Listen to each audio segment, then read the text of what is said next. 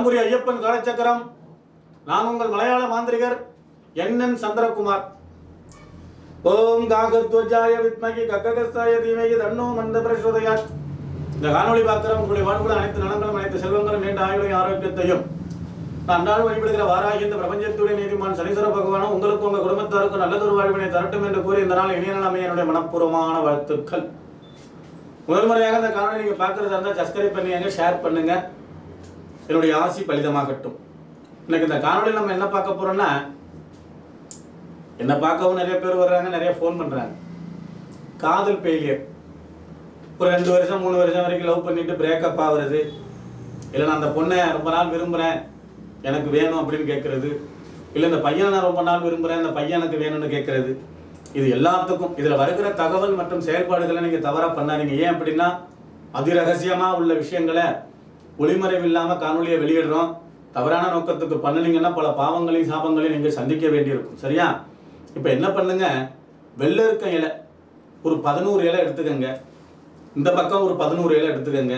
இந்த 11 இலையிலேயே அந்த பெண்ணோட பேர் அந்த பெண்ணோட அம்மா பேர், இந்த 11 இலையிலேயே அந்த ஆணோட பேர் ஆணோட அம்மா பேர் எழுதி ஒரு 11 நாளைக்கு வெயிலில் காய வைங்க.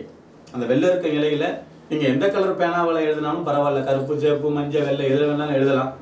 இந்த பக்கம் 11 இலை இந்த பக்கம் 11 இலை எழுதி வெயிலில் காய வைங்க 11 நாளைக்கு. நல்லா அது சருகா காஞ்சி வந்துடும். காஞ்சி வந்ததுக்கு பிறகு அந்த இலைகளை எல்லாம் நீங்கள் ஒன்றா சேர்த்து பச்சை கற்பூரத்தில் கருக்கி, அது கூட அத்தரு புணுகு சவ்வாது அரகஜா குங்குமம் கோரோசனை இது எல்லாத்தையும் சேர்த்து ஒன்றா மிக்ஸ் பண்ணுங்க. மிக்ஸ் பண்ணி தர்ப்ப புல்லுன்னு கேட்டிங்கன்னாக்க உங்களுக்கு நாட்டு மருந்து கடையில் கிடைக்கும். அதையும் அது கூட எரித்து சாம்பலாக்கி ஒரு நெய்யவோ எண்ணெயோ விட்டு குழப்பினீங்கன்னா மை மாதிரி வந்துடும்.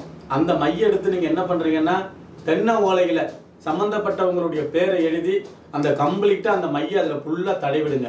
தடவிட்டு ஒரு வாழலையில் வச்சு அந்த வாழலை மேலே 1 கிலோ சீனியை கொட்டி ஒரு 11 நாளைக்கு அதுக்கு பழந்தேங்காய் ஊதுபத்தி காமிச்சு பூஜை முறைகளை பண்ணுங்க. பூஜை எப்படி பண்ணணும்னா உங்களுடைய இஷ்ட தெய்வம் இல்லை குல தெய்வம் இல்லை உங்களுக்கு ஏதேனும் வேற தெய்வங்களுக்கு மேலே ஒரு விருப்பம் இருந்துச்சுன்னா அதனுடைய பேர்களை அந்த இடத்துல நீங்கள் உச்சரிக்கலாம். அது உண்மையாக இருக்கும் பட்சத்தில் உடனடியாக பலிதமாகும். இதில் ஏதேனும் சந்தேகம் இருந்தால் ஃபோன் பண்ணுங்க, வாட்ஸ்அப் பண்ணுங்க. இந்த மாதிரி நிறைய தகவல்கள் தொடர்ந்து வர இருக்குது. அதனால இந்த சேனலுக்கு சப்போர்ட் பண்ணுங்க.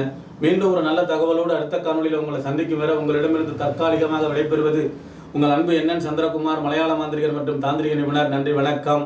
ஆசி பலிதமாகட்டும்.